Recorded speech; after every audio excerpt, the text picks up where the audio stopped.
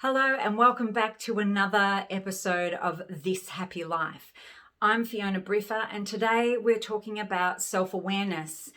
And self-awareness is something that we don't know we need until we get it. And then we wonder, how did we go our whole lives without knowing these things?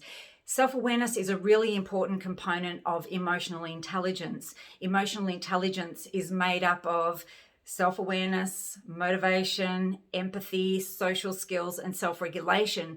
Self-awareness leads to the rest of those things. The more we understand ourselves, the more we can understand others and their differences, and we can start to adjust our level of expectations of both ourselves and others when we understand what we're capable of, what we're passionate about, what our strengths are, what our weaknesses are. So, for example, before I dove headfirst into self-awareness and really sunk my teeth into it, I had completely lost my identity. Throughout my life, life and people and circumstances had chipped away at my unique identity, and I was living to please others or to fit in or to be accepted. And I got to a point in my life where I had no idea who I was, what I was meant to be doing, or how I was meant to get there. And I literally came to a point where I'm like, well, this is not what I expected. It's not what I ordered.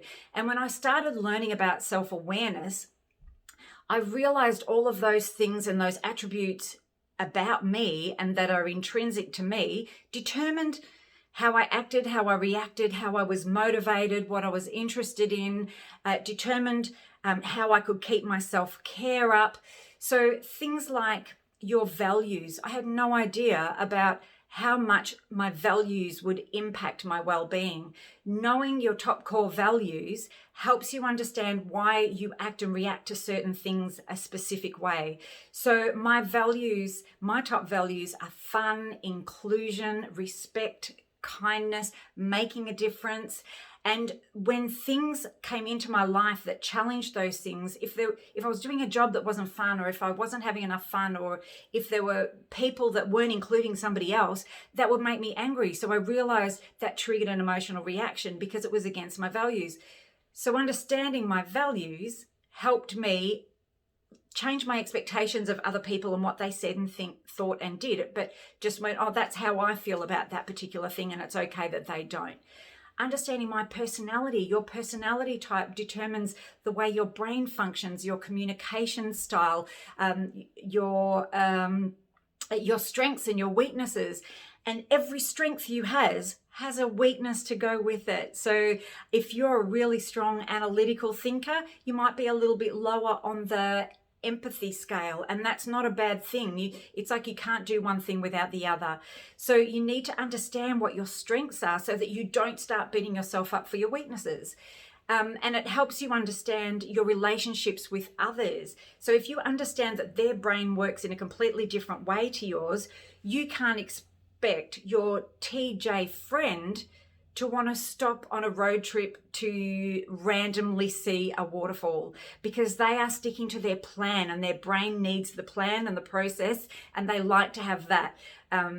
If you understand the differences, you can adjust your own style, but your brain has a natural preference. So when we start to understand our personality style and what that means for the way we process, the way we learn, the way we think, the way we communicate, then we can start to understand others as well. And we can start to understand where to focus on our strengths rather than our weaknesses. Then there's the things we're interested in and passionate about, and how that drives our motivation and drives our sense of satisfaction. And whether it's a passion for a job or passion for a hobby, we need to know what those are. And sometimes our passions can get lost in our childhood because someone's told us that was, that interest is stupid, or that's not going to get you anywhere, or you can't do a job in that. So we need to start digging those back up again as adults if we've lost those, or any new ones that have come along as well. So our values, our personality, our passions all really go into helping us understand who we are so that we can live our life more intentionally, live our life on our own terms, and stop apologizing about who we are, or the way we live, or the way we act, or the way we think, or the way we communicate, or the way we learn, and just start being ourselves. And then we can stop, judging other people for their different way of learning, their different passions, their different values, because they've got a whole different internal reference system to what we have. So self-awareness is something that you don't know you need until you get it. And then you wish that you had gotten it so many years ago. I've been teaching self-awareness and emotional intelligence in corporate settings for many years now. And it's only people show up because they have to. The business is providing that level of education and understanding for their staff, but they actually start off not particularly wanting to be there, most of them. And I've been into organizations where I've got,